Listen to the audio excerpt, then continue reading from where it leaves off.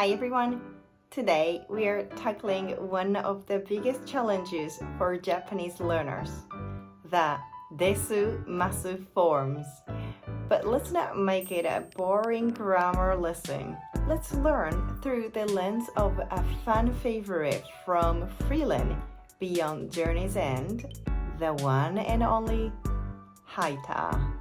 If you've been watching the anime, you might have noticed Heiter speaks in a very polite, gentle tone, even to Freiren, his longtime travel companion.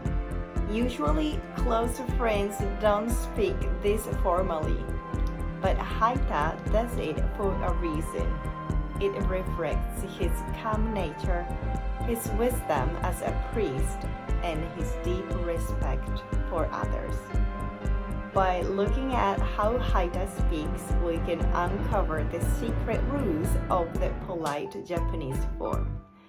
If you are struggling with Desu-Masu, I highly recommend watching Freiren with the Japanese audio. It's the perfect way to hear these patterns in action. Let's dive in. You use desu when you finish a sentence with a noun or an adjective. Let's look at what Heiter might say. 魔力は私の5分の1くらいですね。まあまあといったところです。It works the same way with adjectives. If you want to say something is delicious, おいしい, just add です, おいしいです. Or if you want to say something is hot, 暑い, just add です, 暑いです. See? Whether it's a noun or an adjective, you just take the word, add です at the end, and you are speaking polite Japanese. Now, the masu form attaches to verbs. Depending on the verb's ending, it falls into 3 main groups, plus one little troublemaker group. This is the simplest form. For verbs ending in iru or eru sounds, like 食べる to eat, or 見る to watch, you just drop the final ru and add masu. To eat, 食べる 食べます To watch, 見る 見ます。あなたには褒めてくれる人はいますか？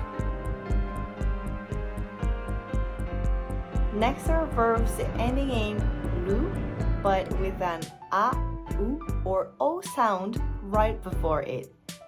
To make them polite, we look at our hiragana chart, shift the final sound ru, one level up to ri, and then add masu. For example, 作る to create, 作ります。座る to sit, 座ります。This is for verbs that end in anything other than ru. The rule is exactly the same as group 2.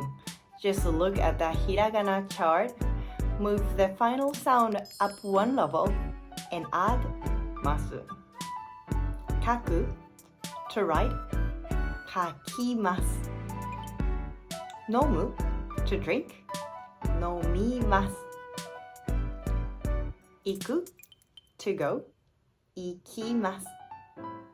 買う to buy, 買います。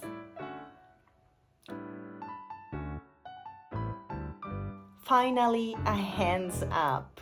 Some verbs are rule breakers. Verbs like 帰る to return, 走る to run, 切る to cut look like group 1, but they actually follow the group 2 rule.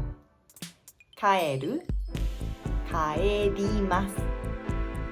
走る走ります。kiru, kirimasu.